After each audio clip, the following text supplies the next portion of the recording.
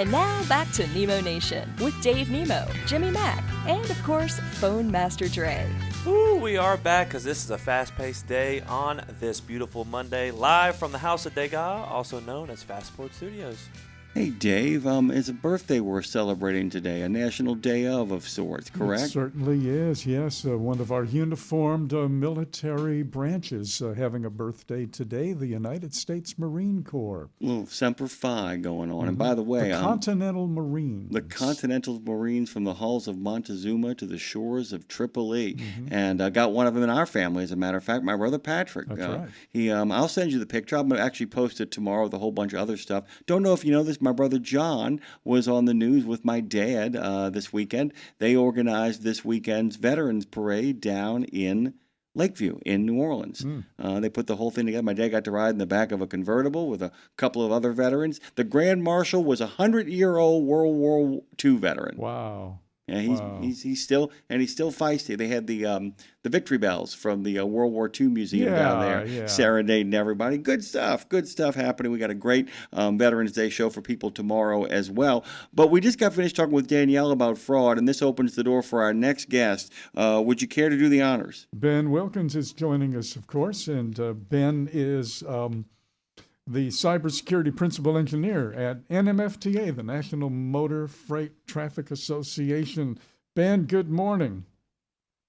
Good morning, gentlemen. How are you today? Doing great, and I just want to say happy No Shave November to you because you have a magnificent beard. There's no way to put it. Yeah, it's November is one of the 12 no-shave months for some of us. Yeah. Well said. Welcome to Movember with Ben Wilkens. Ben, I got a question for you. I've been mulling over something in my mind because it's about English language proficiency here as well, too. There's a lot of stuff I kind of want to unpack. But the big 30,000-foot question is, from your perspective, who are the people in the industry that are most susceptible to fraud? And I'll get to the ELP part of what I'm thinking of right now, but I wanted to kind of get your thoughts on who you think are the people who are most susceptible to getting cyber issues out of the wazoo and becoming victims of fraud. I think absolutely the smaller to mid-sized carriers, those that are kind of on their on the lower end of the cybersecurity maturity spectrum by nature of the amount of resources and budget that they have internally to devote to cybersecurity, because we see a direct correlation between the level of cybersecurity defenses and awareness and the susceptibility to modern fraud cycles that are using cyber-enabled techniques to get into organizations. And the other thing I was going to kind of get at on the other end, not the other end, but in regards to the really micro view of this, I have this idea that one of the things, if properly enforced, that the ELP could become an incredibly humane action if it's properly enforced, in the sense that people who can't speak the language, and I mean that both ways, people who can't speak English, but people who are improperly trained and can't speak trucking, on the micro level are the most susceptible to fraud because they don't understand the language with which they're engaging and can be easily fooled. And one of the best bulwarks we can have against fraud at the micro level is to make sure people can speak the language they're being swindled in and can speak it and understand the rules and regulations when they get presented in ways that are not proper. And so much of preventing this, I think, comes down to making sure that we onboard people with an understanding of what they are at risk of being taken advantage of. Is that fair? Yeah, and I think I would add one other, language, if you will, to that, and that's the language of fraud, the language of cybercrime. And so really understanding the techniques that these threat actors and criminals are using and teaching people from day one, what are the ways in that are being leveraged by these criminal groups, so that it's not a additional training module or training process, but it's part and parcel of onboarding into the freight industry, whether you're a dispatcher, a driver, or working in a brokerage. I think that's an important piece that we need to be including in a holistic education of your introduction to transportation, if you will. It's a relatively new phenomenon. Theft is not a relatively new phenomenon, of course, and we've talked about this before, the loose lips sink ships kind of a thing. Heard about a $30 million load of servers being stolen, and I also heard something else that really, really troubled me. There used to be a thing in trucking where if you got ripped off, nobody knew about it because it hurt your reputation and folks wouldn't want to deal with you in terms of trusting you with their commodities. So theft was always kept mum. We think folks are being more open about that now, but I've heard some statistics that say, no, the vast majority of companies still keep theft quiet. Is that true? Are people not getting this? Yeah, I think we're still fighting a little bit of that resistance, and it's one of those taboo subjects. We've seen it with cybersecurity breaches, traditional cybersecurity breaches. Nobody wants to talk about if they've been a victim of ransomware, but we've seen that needle kind of move over the last couple of years as these attacks became more prevalent. I do think there's some of that in the cargo theft and the fraud arena as well, where people are a little bit concerned about letting that information out there. They don't want to be seen as not taking proper precautions or having improper vetting processes or anything like that. But we're really trying, at NMFTA, one of the things we're trying to do is sort of break down that wall in the same way as we've talked about sharing lessons learned from traditional cybercrime, because it's the same techniques that are being used across the industry, and you can have excellent vetting techniques, you can have the proper controls in place, and you can still become a victim to this. The criminals that are attacking trucking operations and logistics operations to steal cargo, they're constantly evolving. So even with our constant growth of our protective standards and our methods, there's always going to be someone who's figuring out a way around them.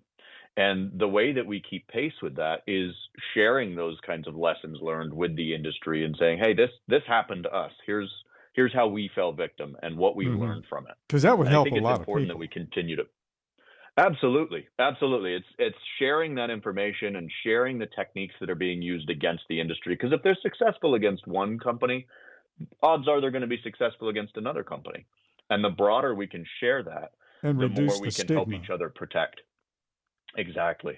I want to go back to what you said earlier before Dave brought up that important point, which is you said that the three languages, you can't actually speak the language, or you can't speak the language of your profession, and then finally, you don't know the language of fraud.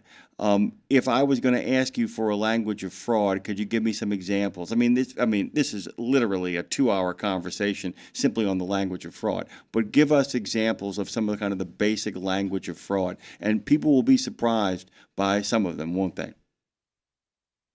Well, I think a big thing, and I've talked about this before, is the looking too good to be true, right? When nobody's squeaky clean, nobody's perfect. Nobody has all the right boxes ticked for every single scenario. So when we see somebody or an operation that looks too good to be true, that in and of itself can be a red flag. Somebody offering to move a load for less than it's posted, or these loads that get posted with a higher rate than the standard for that lane. That should in and of itself raise a red flag, and it's not necessarily a guarantee, but it's something that should trigger digging a little bit deeper.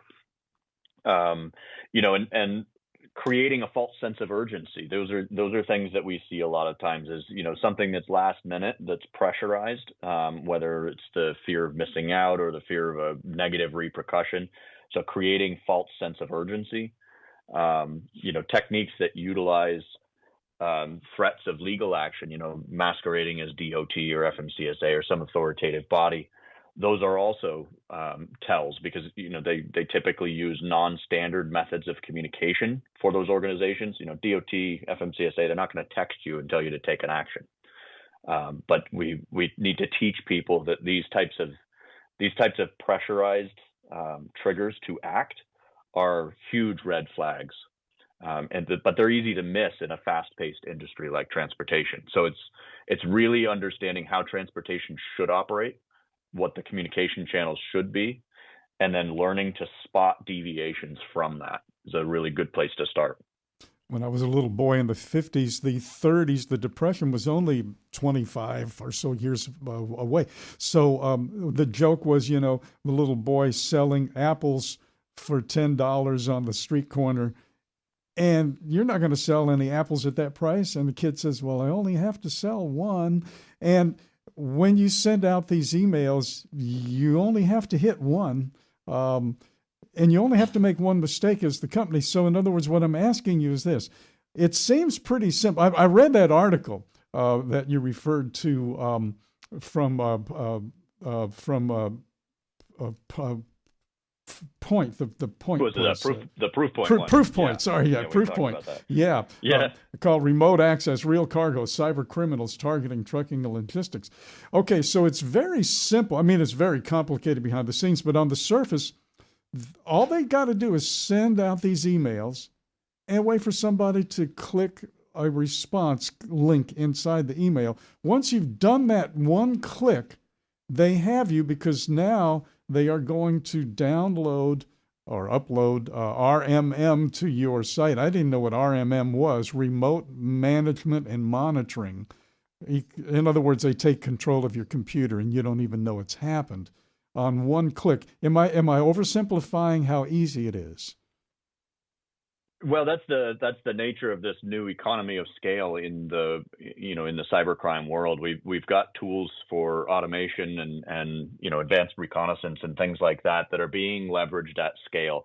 I'm from up north where people go ice fishing in the winter, right? And you can set either one line in the water, or you can drill a bunch of holes and set a whole bunch of lines in the water, and that's obviously going to increase your chances of success. It's the same thing in this, in cybercrime. You throw a bunch of hooks out there and you see what sticks.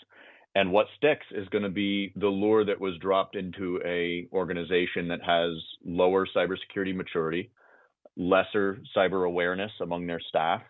And it's just that one that you need in order to follow through with one of these scams, or with, to facilitate cargo crime or ransomware, or whatever the end goal of that threat actor is.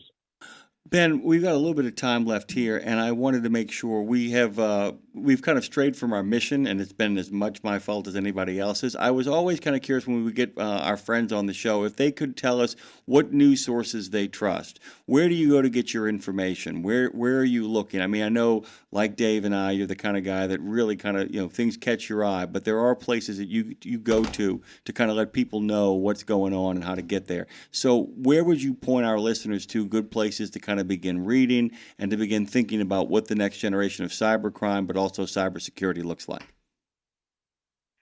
I would always I start that with more is better. There's specific to the transportation industry. There's a lot of publications. We see the freight waves and the trucking dive and those types of things. And there's a ton of publications out there in the transportation sector. But I also encourage folks to kind of monitor the larger cybersecurity landscape. Like this ProofPoint article is a great example of that. That was picked up by a number of non-transportation security publications. You have Dark Reading and Bleeping Computer, and these are other things that specifically deal with cybercrime. As far as specifics on vulnerabilities, the CISSP information, the Cybersecurity and Infrastructure Security Administration publishes vulnerabilities and known exploited vulnerabilities. So those are things that more security, the technical security folks should be monitoring to be aware of what's actually being exploited in the wild. But I always encourage folks not to just focus on transportation industry news, because there's a lot of trends in the security world that will bleed over into transportation, but may not be specifically reported on initially in the transportation industry. Ben Wilkens joins us this morning. It's one of the things that Dave and I look forward to it's about every 3 weeks or so, right? You drop in. That's about the kind of the schedule. Once a month, essentially, we get to spend some time with you, correct? Yeah, I think it is, and we're just about every month here. Yeah, and by the way, just to let you guys know, if you type in Ben Wilkens' name in Road Gang Radio, there's a good chance that he will come up in every segment he's ever done, whether you type it in on Spotify or Pandora or any place else that you do your streaming as well. In case you missed any of this, you can check that out. I want you guys to go to NMFTA.org and find out all about the great organization that he works for. Ben, Thank you, brother. It's good to have you during Movember. It's good to have you anytime, but Movember in particular. We like beards. Dave and I are both beard fans. If you haven't noticed that too, by the way, we both got them as well. Love it. Thanks for having me on again. Always a pleasure. As always, Ben.